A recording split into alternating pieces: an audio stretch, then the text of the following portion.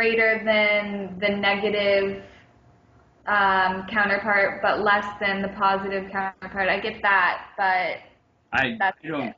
get what you're saying, but Okay, that's well, fine. yeah. Anyway, all right, I believe you, but Okay. the absolute value of anything, Mhm. algebraically speaking, forget about the way we think about it, which is like, okay, absolute value leaves the number alone if it's positive, and it makes it positive if it's negative. When we're dealing with it algebraically, how do we get rid of the absolute value signs? We do it by going straight from the definition. Mhm.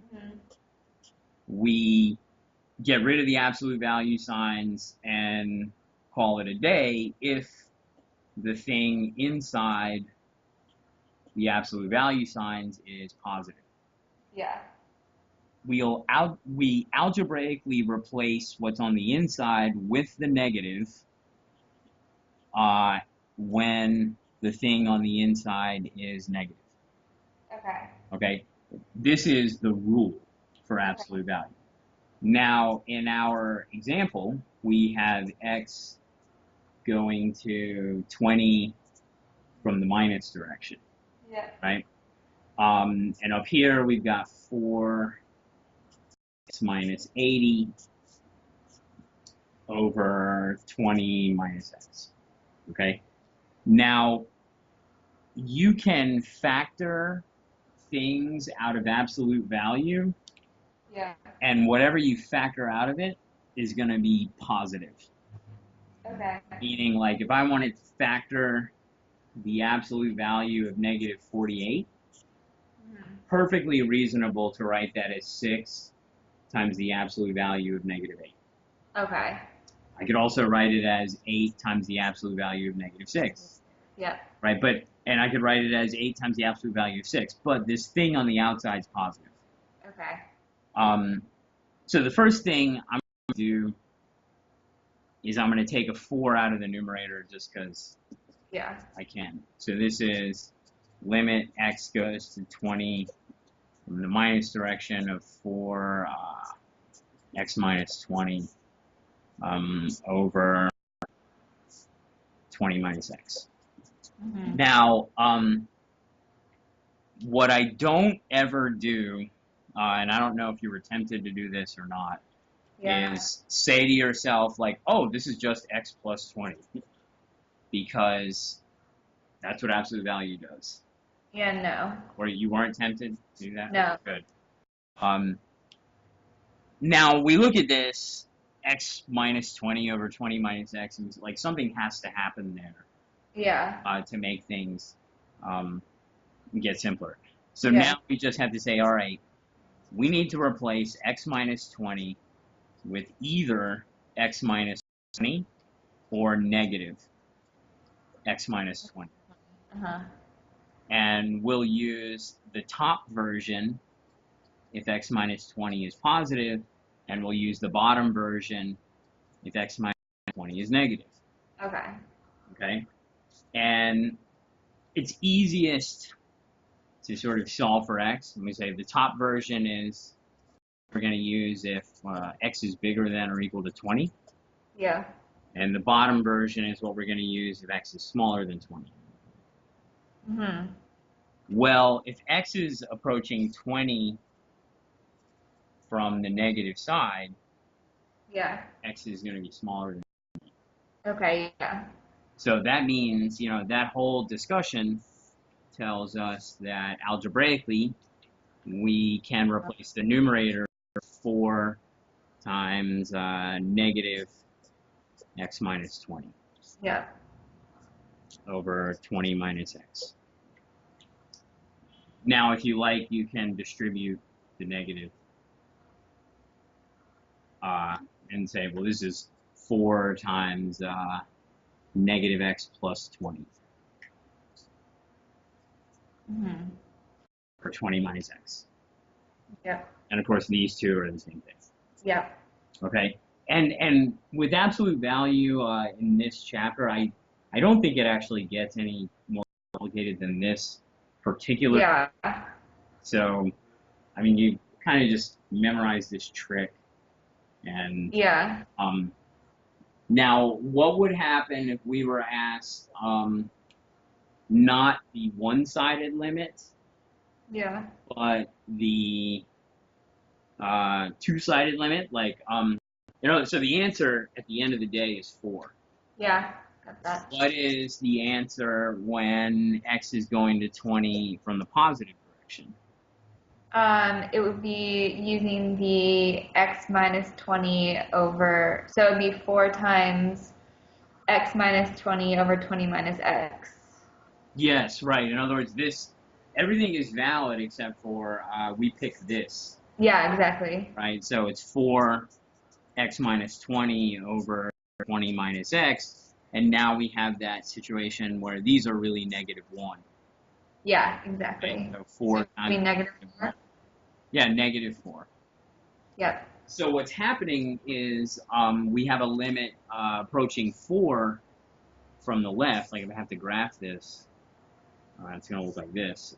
Here's 4, and then here's -4.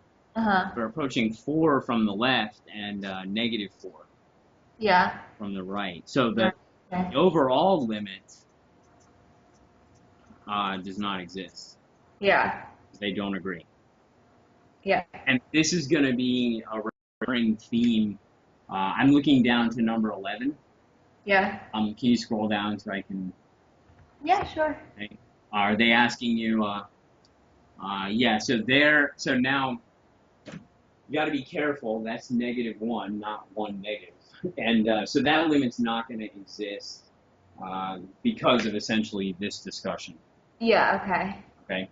Um, oh wow, number 12 is an advantage. You've been doing delta epsilon stuff. Yeah. It's not so bad actually, as long as they keep it with numbers. Anyway, so is that where? What else? What else are we doing? What do you want to look at number 12? Yeah, I mean, we can look at number 12. That's like all, this is basically now we're caught up to where I am in the class. Okay. What we're talking about now is like the delta epsilon stuff. All right. So you want to just do number 12? I mean, we're here. Yeah, we might as well. I mean, it's like fresh in my brain from Uh, today. so I hesitate to even do delta epsilon, like the concept, and I'm sure the teacher like drew some pictures and said, Yeah. down here's the delta and up here's the epsilon, so like you've got some kind of graph, and you've got your epsilon up here and you got your delta down here, and there's all sorts of pictures where you draw this window and all that. So you've seen all that in class? Yeah, we did that in class. Okay. So you've witnessed it. Did you understand it when they went over it? Uh-huh. Okay. Implementing this sort of thing in practice sort of has nothing to do with the poetry of this picture. So we're looking for a number delta such that the following is true if x minus 1 is less than delta,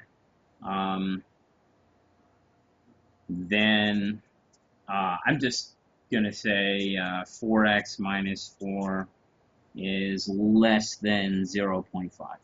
So intuitively, you want to think of like as an experimenter, whatever, we have control over x. Yeah. We don't have control over 4x minus 4. So we want to know what range of values for x will yield this range of values. Okay. Okay, so math people and your teacher and myself included, I can't resist like the picture. Yeah. But just because 4x minus 4, do you know how to graph that? Like 4x minus 4, yeah. Probably the easiest way to do it is Linear. to utilize the x-intercept and the y-intercept Yep. It's 1 comma 0 and negative or 0 negative 4. Anyway, Yeah. so the graph looks like this. Yep. And we're and now the picture here is very awkward because the delta and the epsilon are right on top of each other. Mhm. Okay, so you know what? Right. Abort the picture. X minus 1 is less than a mystery value. Mhm. We want to think of solve 4x minus 4 less than 0.5 for x minus 1. That's like in your head, you're thinking about doing that. Yeah. Okay? And they don't make it so hard on you, you just factor out a 4. Oh, okay. Okay, so that tells me Positive 4x. x minus 1 less than 0.125. Okay? Hold on, I'm gonna make a screen. Okay, yeah. Um, so yeah, like forget about the picture. Like Yeah. when this problem shows up on the test, this is Yep. what's going through your mind. Solve Okay. equality 4x minus 4 less than 0.5, the absolute value of 4x minus 4 less than 0.5 for the expression absolute value of x minus 1. Mhm. That here is the answer. Yep. Okay. Have you looked at solving inequalities at all? Solving inequalities? Yeah. Just because when I went from this step to this step, Yeah. I divided both sides by 4 Yeah. and did not mention that dividing by a positive number is fine, but if I were to divide by a negative number, I'd have You to, have to switch the sign, right? or yeah, you've encountered that. Okay, so just be aware, I guess. Yeah. Um, No, I know about that one. okay, so hopefully the delta epsilon stuff doesn't get any trickier because it can get pretty tricky, but okay, so you're caught up. Yeah, I'm all caught up. I feel like pretty confident with what we're doing now. Okay. Yeah, no, now, like from here on out, the ideas will be new to everybody, Yeah, exactly. but the mechanics are gonna repeatedly involve things that I like at this point we actually have gone over a lot of them. Yeah.